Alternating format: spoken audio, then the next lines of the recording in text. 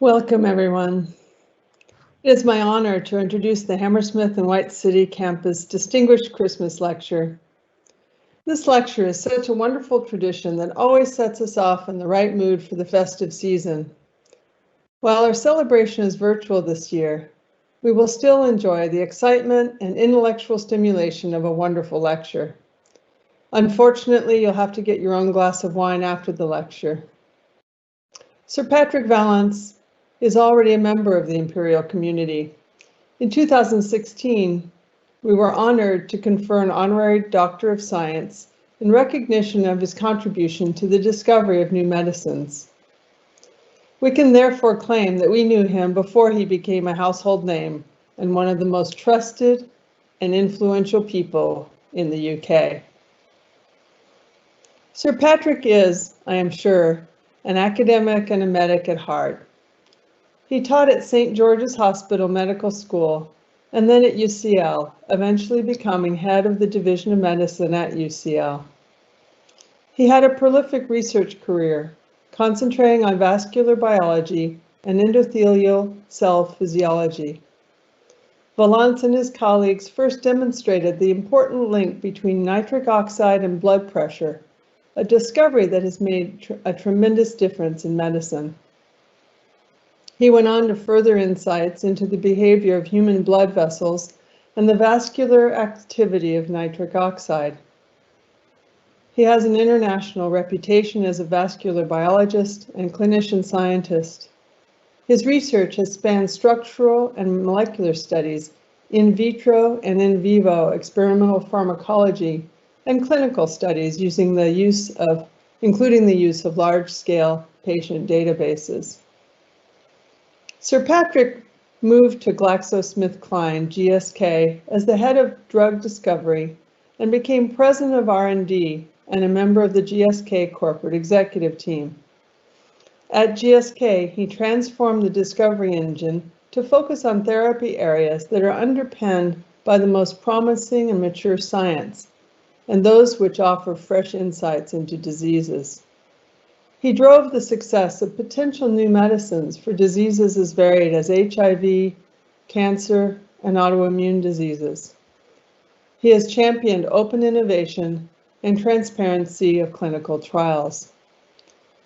Sir Patrick is now, of course, the UK government's chief science advisor and head of the government science and engineering profession.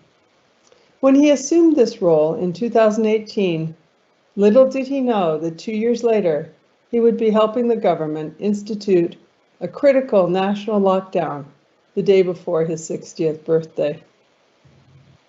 Of course, we have relied on and benefited from his calm and effective explanation of the science behind the policy. He has received many honors and is a Fellow of the Royal Society and a Fellow of the Academy of Medical Sciences and of the Royal College of Physicians. He could clearly give us lectures on vascular medicine and pharmaceutical development, and I'm very pleased that today he is speaking to us on the incredibly relevant topic of science and government. Sir Patrick, welcome.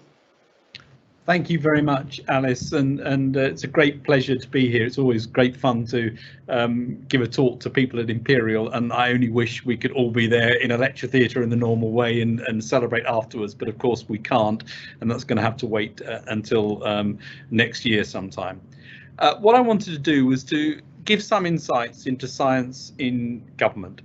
And the history of science and government really starts from the First World War, when people started asking about where science could play a difference, and then a big change after the Second World War, when there was a very clear recognition that science had played an important part in various aspects of the war effort. And in a way, it's no coincidence that this is about emergencies and crises bringing science to the fore, a theme that I'll come back to. After the Second World War, in this sort of feeling that science could be important, you started to see science becoming relevant in government, and then the creation of the post of the Government Chief Scientific Advisor was formed, the post that I now hold. Before I took up this post, I spoke to various people, and one of them was an ex-cabinet secretary, and I asked him what did he think about the role of science in government, and what had he seen from his position as cabinet secretary. And what he said to me was, science in government is good in parts. It can play a really important role at certain times, but it's not systematically embedded. And he said, think about economics and how every single department has economics woven through its structure. Every decision is somehow linked to an economic input. And the same is not true for the rest of science. He said it's not there influencing decisions. It's not there at the table when people are discussing policies in the same way. So he said to me, my advice to you is try to make science as integral to the functioning of government as economics is. And it was a brilliant challenge, actually. And that's the challenge that I want to talk about. So first of all, and you know, I know I'm preaching to the converted here in a way, but it's worth just saying it. Why does science matter? And science matters in terms of government. And I use the term science quite broadly, not to narrow it down to just technical science, but there are technical aspects to it. It matters for a number of reasons. One of them is that for all of us and for every constituent of every MP, science is something that determines what we do every day. Whether it's how we communicate with each other, whether it's our form of transport, whether it's our seeking of medical care and the advances that can bring, in almost everything we do, housing, energy, science, engineering is there making a difference. So the first point is it's ubiquitous, and therefore it should be relevant to almost every policy decision that government may wish to make. The second point is that science is a method, and it's a way of thinking and approaching problems. And that, I think, is important in government, because very often you will have people that come from a particular background, a particular training, and they will approach problems from a different way. And to have science at the table, thinking about the scientific method to approach the problem, means that you get some diversity and you get some structure to the way in which it's approached. And the third obvious reason is that given the pace of advance in science and technologies, it's pretty clear that any government needs to be up to speed on what is happening. Because if you're not up to speed on that, you will be making decisions absent information around how things are going to change. And of course, change is inevitable. And that's true, again, across everything you think of, whether it's you're thinking about a transport system, a planning system, a health system. It's clear that the technologies are going to make a huge difference. And it's obviously true for something like the ambition to get to net zero in terms of carbon emissions. Well, looking again at the UK specifically, we have an advantage, and the advantage is that we're pretty good at it. We're good at science, and it's true in the university sector, as you well know. We punch well above our weight. We perform extremely well by any international set of metrics in terms of science. And it's not just laboratory science, and it's not just university science. We also do well in terms of innovation. Maybe we're not exactly quite as good at that as we are at the academic science, but we're pretty good at it, and we do well in all sorts of measures, certainly within Europe, and we do well increasingly in comparison to the States in terms of innovation and indeed technologies.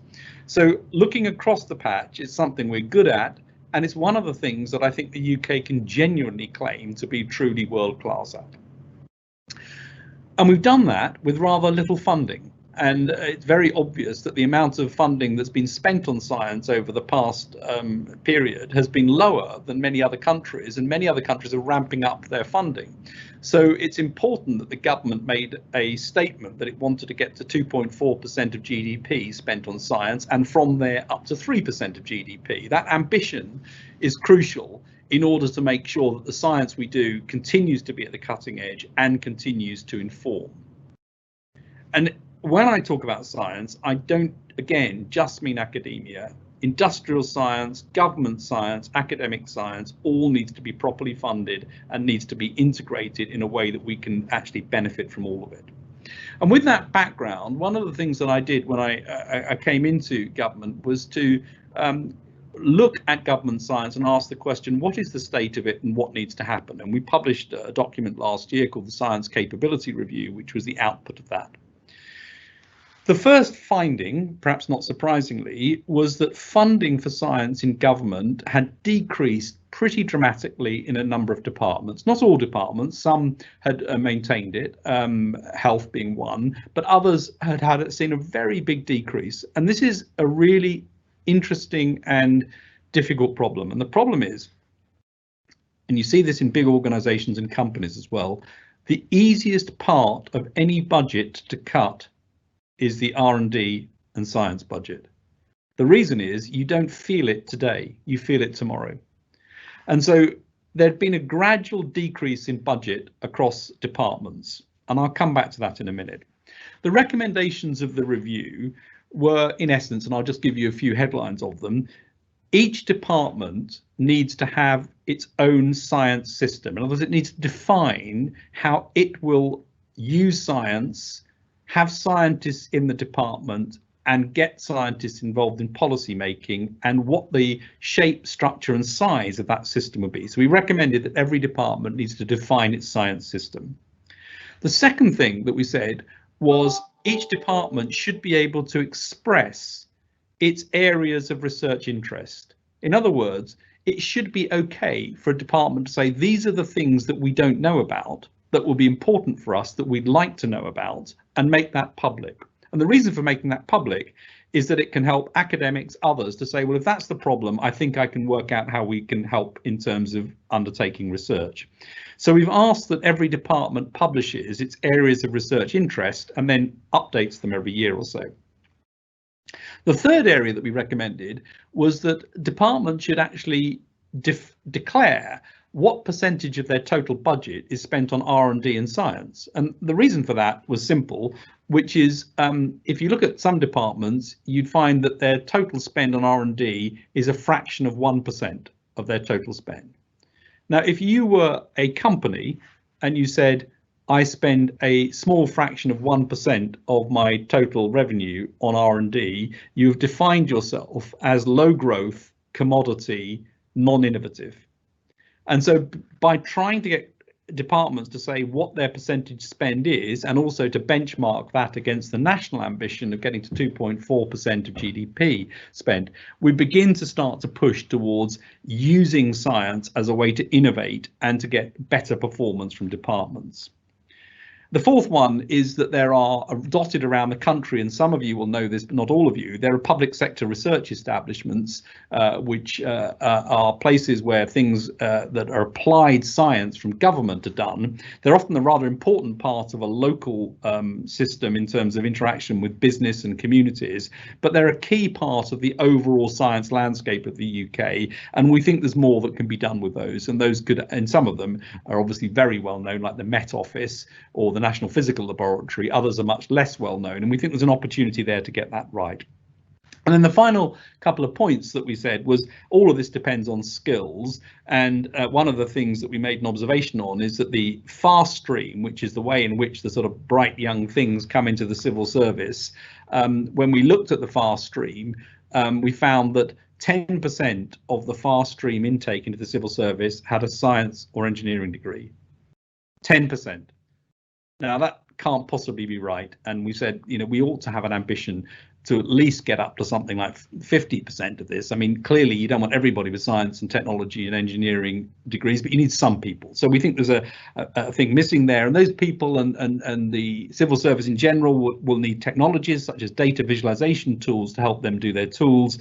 And there is something called the government science and engineering profession that needs to be increased in its prominence.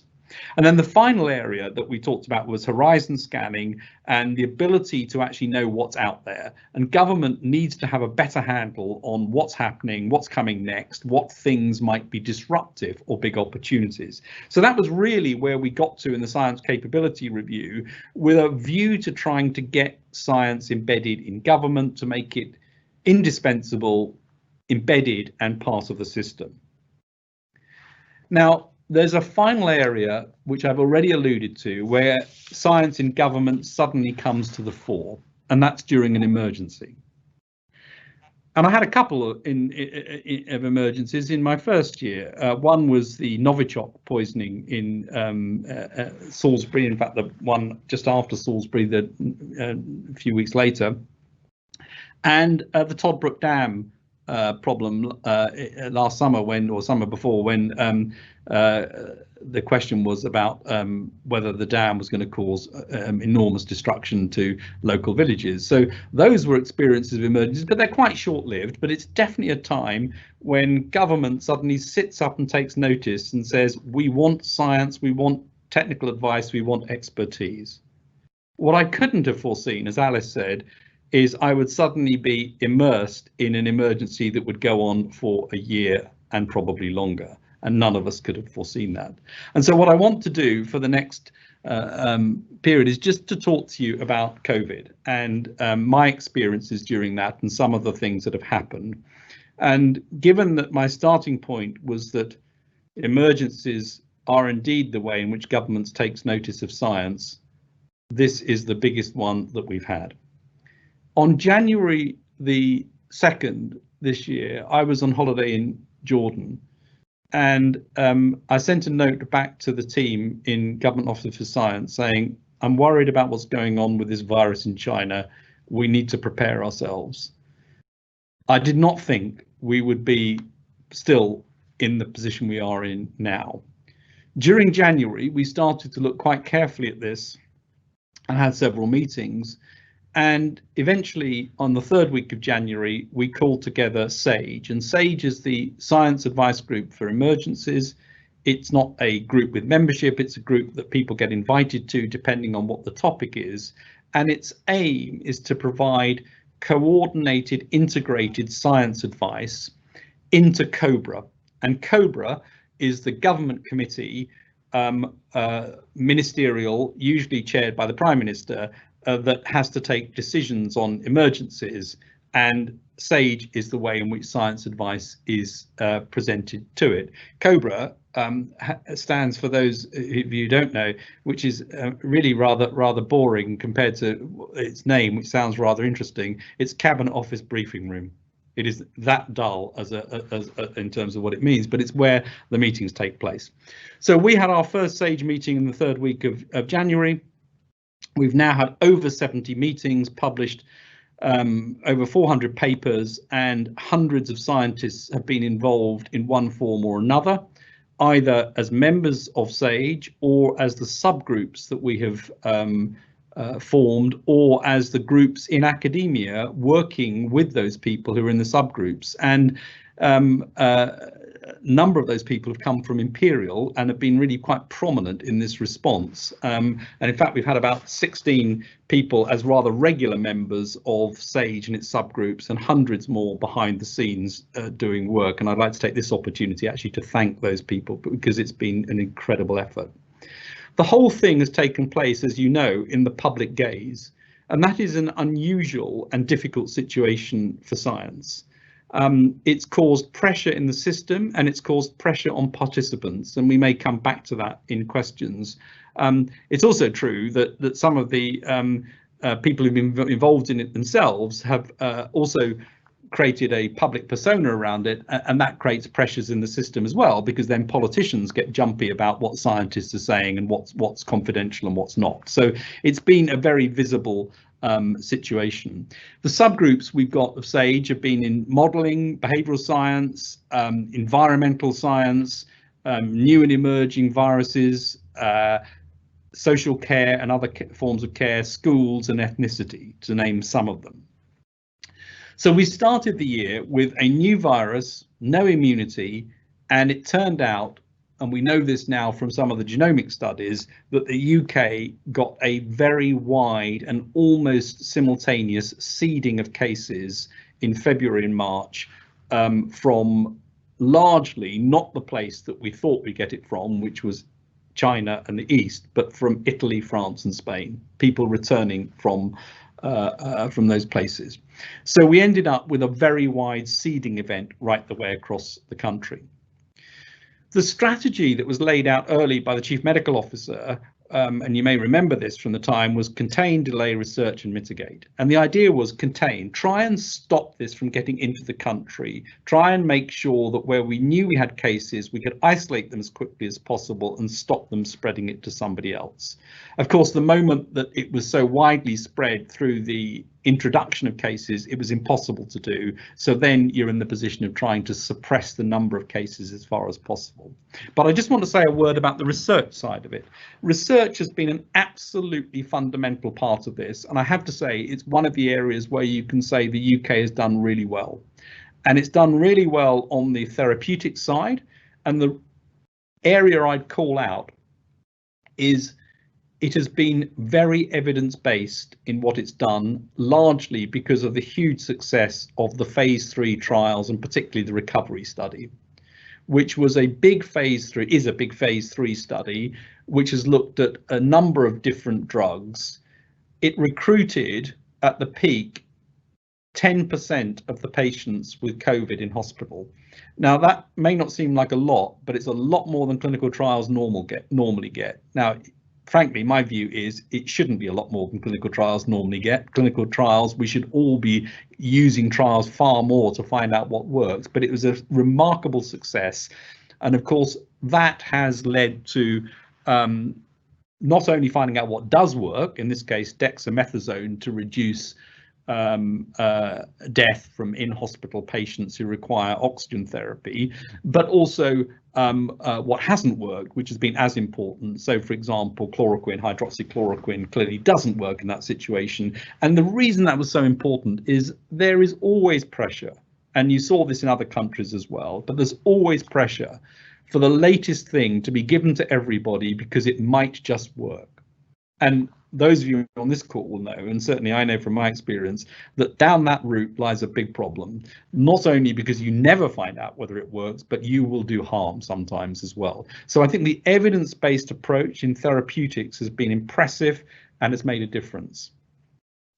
There was early work on diagnostics, and the UK got a test quite quickly, but then was unable to ramp up the scale of that testing as fast as it would have been good to have done so. But again, there was some impressive work done on testing, and impressive work also done on things like different approaches to ventilation. But the one I just wanted to pick up on is vaccines, and this week is a great week to be giving this talk. And very early on, it was clear that vaccines, if they worked, were going to be a crucial way to tackle this epidemic. And you will know that very often vaccines don't work, and most new vaccine projects will end up in failure, and they often take many, many years to come to fruition.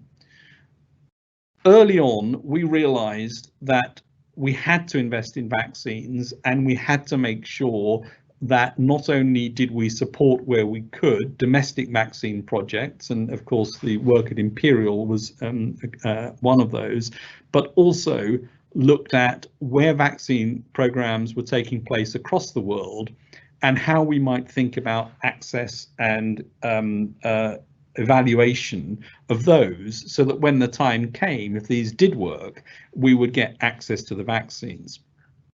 And the final bit of it was to make sure also that we didn't just think about this in terms of what the UK supply would be, but how we could think about this as a global supply and something that could be part of a global effort. So vaccines, I think, have been a real success story. And one of the things that was obvious when we looked across the UK is that we were not well prepared for vaccine manufacturing. We've got lots of groups thinking about vaccines. We've got academic groups working on it. We've got some big companies, but they mainly do their work overseas. And we had no real vaccine manufacturing capability. So the Vaccine Task Force was formed with a view to trying to support vaccine research, make sure the UK got a manufacturing capacity, particular focus on new technologies, and I was very keen right from the start on messenger RNA vaccines as a way forward, and you know, it turns out that that is a really good way to do this, not least because it's fast, but also we now know it generates a very good immune response. So vaccines research, manufacturing, procurement, and making sure that that was linked together in a clear, coherent plan. And underlying that was the view that we needed to be diverse in our approach. So not to bet on one type of vaccine. Most of the vaccines, nearly all of them, attack the spike protein of the coronavirus. And that's a bit of an area that we need to think about going forward. But the modalities were different. So we had a different range of vaccine opportunities. And that has of course come to fruition this week with the first vaccine now approved and being used, and I think is an example of industry, academia and government working together. And one of the very key things that was important was to get people who knew the area into government. And that's really what the Vaccines Task Force did. It brought in manufacturing experts who knew what they were talking about, brought in people who understood vaccines in order to be able to make decisions. More recently, we've also funded something called the National Core Studies to try and get some of the research that's going on. And I'm pleased to say right at the beginning, with the research calls that went out, we got lots of research going on in the UK on COVID, try and get some of that marshaled to give answers for immediate policy and operational matters. So the National Core Studies are not about trying to answer all the questions on COVID. They're about saying which are the ones that you really need to get answers to in order to make policy decisions. And that ranges from everything from environmental transmission through to, example, long COVID and what we're seeing there. And again, there are people from Imperial involved in those. So those were some of the areas early on. What are the challenges that we've faced as we've gone along? Well, we've definitely faced direct challenge to some of the decisions of SAGE and some of the papers and things that we've said. And it's entirely right that we should face challenge. We're in a democratic society where challenge is appropriate, and challenge is always good in science because none of us know the answers, and indeed the process of science is exactly that, to overturn, test and make sure that we get to the answers. What I will say is, and I'll quote my predecessor Mark Walport here, who said it's always easier to be the umpire than the player. And I have to say in this case, it's not just that we've had umpires and players, we've had commentators, retired players, audience participants and many others who've contributed very widely and enthusiastically to the debate, which has largely been helpful and occasionally rather tricky.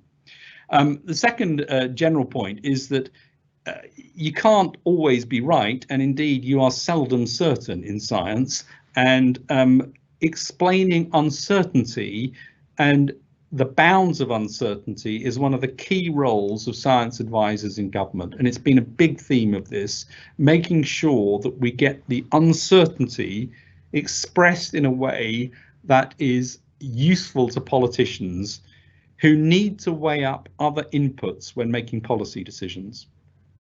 And it's crucial that the science doesn't make the decision. And the science isn't the operational delivery part of this, but the science needs to inform the decisions, and we need to accept that science changes as it should do when evidence changes. And those are quite difficult things because that's very different from how politics works and how politicians need to operate. And that is a challenge and has been a challenge throughout. And I know from speaking to my colleagues in other countries, it's a challenge that they have as well. And one of the most therapeutic parts of the last few months has been the calls I've had with colleagues from other countries to realise that however unique you think your problems are, they are in fact always identical to what other people have got. And I don't mean similar, I mean identical. And that's been some of the things that we found when speaking to each other as science advisors. The other point I'd make about the input is that one of the features of this has been there's been asymmetry. And by that, I mean the science advice is very open and public, and you can see it, and it's open to scrutiny. Of course, much of the other advice that occurs isn't. And therefore, you see decisions that come out, and it's difficult to know what the balancing parts of that are. But it's right and proper that politicians should get other inputs, and they need to weigh up these differences. So when I look back and think, what are a few things that I think would be interesting just to think about? The first is that quite early on in this pandemic, we realized that we needed good monitoring, good surveillance, and great access to data. And we had none of those things. And data was hard to come by rapidly in the right form, difficult in terms of its linkages and interoperability, and that causes a problem. What's been fascinating to watch over this year is many of the aspects of data in the NHS, which have been things that many people have been talking about for decades, have suddenly got sorted out. So you suddenly have great data flows. You have the possibility of linking data from different places. Still not perfect, but really remarkably better. So there's been a revolution in data over the course of this year. And I think a recognition that when we look at other emergencies, and there is a national risk register which defines what other emergencies one would worry about, the very key lesson I've taken is that we need to go and look at those other emergencies and ask the question, what is the data you require? Who's the data owner? What are the linkages you need? And get that defined before the emergency, not during it. The second area that I just pick up on is preparedness. And one of the things that history tells us is that we're very good at preparing for this epidemic as if it's going to be the one that's next. In other words, the next epidemic we assume is going to look like this, and then we build a whole load of infrastructure around that. And of course, that's not the case, but we do need to prepare. And I think the two areas I'd highlight are the public health system, which I think needs to be properly looked after, properly developed, and I hope that the new National Institute for Health Protection will do just that. I mean, we need to make sure that system works properly. And the and Public Health England, I think, have done a great job during this, but they've been underfunded for quite a long time, and I think that's a problem that needs to be recognised and dealt with. And the second area that I think is really important is to make sure that our ability to be ready with rapid approaches, particularly in vaccines, but in other areas as well, including things like monoclonal antibody production, is there and ready to be used. Now, it's not going to be there ready to be used in some government way where you say, I'm going to have a big vaccine facility which I'll keep warm forever just in case there's another pandemic. It has to be, in my opinion, linked to the notion of private sector use and an industry around vaccines. So that, I think, is a second key area. And the third one I'll just pick out because it's highly topical, and I do want to put a call out for Neil Ferguson in this, who's been absolutely fantastic, really unbelievably insightful and helpful throughout this. But we had to generate a whole load of information around NPIs, non-pharmaceutical interventions that everybody knows around now, and we had to have a discussion in March about lockdown, and we've had to have a discussion now about lockdown. And it may all sound obvious and easy now, but in all the preparations across Western democracies, nobody had conceived the concept that you'd have to lock down society. And so those discussions and the evidence base behind them was a critical time, and inevitably very difficult because of the implications of locking down society and all the things that we now know come with it and were predictable in terms of jobs, livelihoods, loneliness, isolation, and things that matter right the way across society. So that, I think, is an area that seemed inconceivable and is now, of course, part of our language and part of how we may need to think about other things. But it is really important that the science that fed into that was as good as it could have been at the time, and very difficult in terms of how that integrated with a political need to protect society, but also protect economy. And that's you see this playing out in many different countries across the world and remains an incredibly difficult area. So just to start drawing to a close, where are we now? Well, the virus started to increase again, as you know, after the summer, and the national statistician gave me a good way to describe this a couple of weeks ago. He said in August, COVID was the 24th commonest cause of death in the UK. In September, it was the 19th commonest cause of death in the UK. And in October, it was the 3rd commonest cause of death in the UK. So you can see how quickly this was increasing again to be a problem. And you saw the excitement, politics and media interest around the need to do something more. And I was rather interested today to read that Angela Merkel was saying she got into an enormous amount of trouble for saying there would need to be more action in Germany and predicting a certain number of cases and deaths, and that's been far exceeded in Germany. And that's really been the story of this, that when you think you understand what it is, it's likely to be worse, I'm afraid. And the increase has been relentless up until actions were taken. It's now come down, and the restrictions over the last month have made it a huge difference. But, and this is an important but, things are picking up again in some places. London, there looks as though there's an uptick, and I would expect there to be an increase in numbers over Christmas. So although we are now in an amazingly important place with a vaccine and others hopefully on the way, we're not out of the woods yet, and we've got a difficult couple of months ahead of us for sure in terms of the likelihood of this vaccine at peak respiratory virus infection time really continuing to cause pressures in the system. So what are the lessons and things that I take from this and are relevant, I think, to science in government more generally? The first is that we were dealing with the unknown. And one of the things that I've observed that happens when you're dealing with the unknown is optimism bias becomes a real problem. And I think optimism bias is something that's common amongst all of us, and it's certainly common amongst politicians. And so using science to make sure that we get as factual and as objective as we can is an important role for science in government, because optimism bias will otherwise dominate. The second general lesson is that science advice is advice, but at the end of the day, and I know this very well from my past role in a drug company, which is having an idea is one thing, turning it into reality is something quite different in terms of the effort that's involved. And the advice can land, but it's turning that into policy and operations, which is a hard slog and incredibly difficult, and involves hundreds and thousands of people across Whitehall and elsewhere.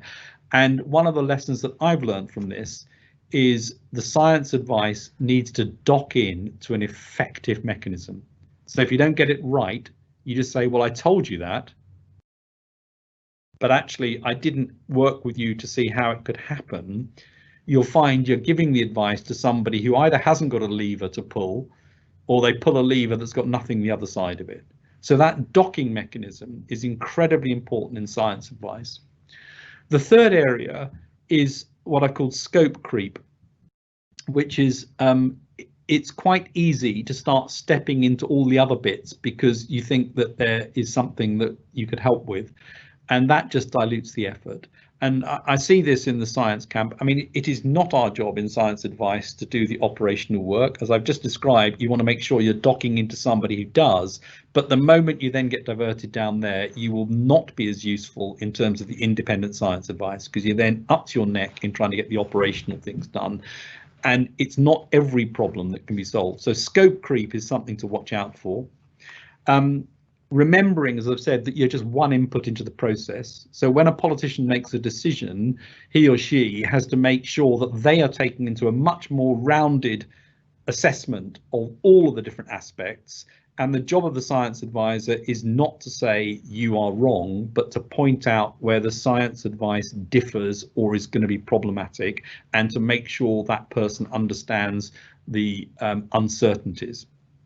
And then from a purely sage point of view, what I think relevant to science advice generally, and indeed to science generally, diversity is an extraordinarily important part of the process. It is very difficult to make the right calls and have the right judgment if you are monolithic in your makeup of any committee or any group.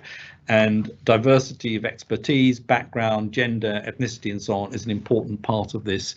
And I think we didn't do as good a job as we could have done with that to start off with, but it's something, and it's interesting because it's a passion of mine to try and get that right. And in emergencies, it's easiest to reach for the person who happens to be next to you rather than making sure you truly get the right people. And it's something that we really want to make sure we embed in the system going forward. Transparency is important for all the reasons I've said. People need to be able to challenge what you've done. And I've indicated already that data is critical to all of these. And I think across government, improving data science, data linkages, and the usability of data is a key objective. And then my final personal remark is that with all of this, there's something that's probably more important as an individual level than anything, and that is you've got to have teams and support systems around you, because this is relentless and it's difficult. And there's one person I want to call out, which is I could not have done what I needed to do over the past year if it wasn't for the fact that I was working alongside Chris Whitty. And the reason that was so important was there was only one other person who actually understood what this was like, and that was Chris. And the fact that he and I could talk about it, and I knew him before anyway, was very, very important in terms of being able to make sure that we supported each other and actually made it possible to go through some of the really difficult times that are inevitable during this. And so, strong lesson for me is make sure you know who that person is when you're going into this sort of crisis. So that is an overview of science in government and some of the insights into the this year and the COVID response on a day when I think we can still all feel the light is at the end of the tunnel, but we've got to make sure we're sensible in order to follow the light to the right place as the vaccines take their time to roll out and make the difference. Thank you very much. And, maybe this is not the uplifting Christmas lecture that you want with lots of fun at the end, but it is a good message that we are there now on the way to something important. And thank you very much. I'm assuming, because I can't tell because I can't see anyone, thank you for your attention. Thank you very much, Steve. Thank you. That was a fantastic Christmas lecture. That was one of the most timely thing we could possibly have. Anyway, we must let you off the hook now and just say thank you for a fantastic lecture, and thank you for being out there in the front championing the science for us the whole time. And I'm just going to hand over now to Jonathan Weaver, the Dean of the Medical School, to give a vote of thanks. So thank you very much. Thank you, Sean. Patrick, thank you so much for coming on, spending time with us this afternoon. I found it a really upbeat lecture. Actually, I didn't think at all that you were remotely depressing about it for the time of year. And what an extraordinary, exciting ending to the year. I mean, you couldn't be a more upbeat ending for science in the face of this epidemic. And I also just want to say from just at a personal level, on behalf of the college, just how proud we are of you and what you've done as the voice of science. It's been really stunning. And I think we really would all join with you in thanking you for it. I was really pleased to hear you call out the evidence-based medicine as being such an important thing.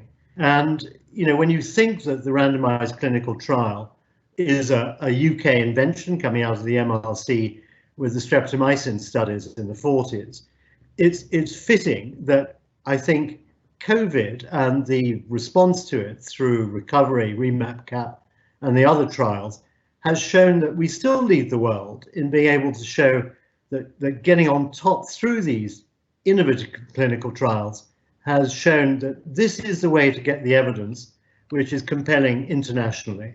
And again, that's a real sort of tribute to you and your leadership with Chris on achieving it.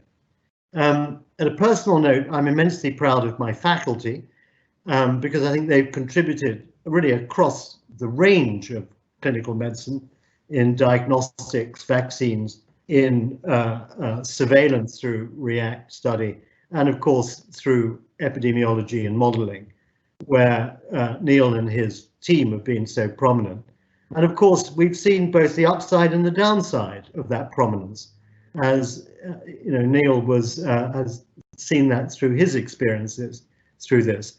I can only imagine what it's been like for you to be such a public face of scientific opinion and under such extraordinary media scrutiny.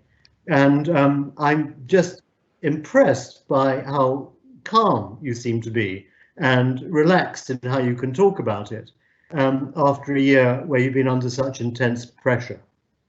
So I say that with some awe at what you've achieved and the calmness with which you seem to have done it. So thank you so much. It's been a masterclass today in how science and government interface in all the positive and negatives. I think you've been very open with us about where the problems have been, and we just want to rejoice with you really in the success of science and how you've reflected it. Thank you so much. Thank you. Thank you very much. And great pleasure always to be at Imperial, and thanks for everything that all the scientists there are doing.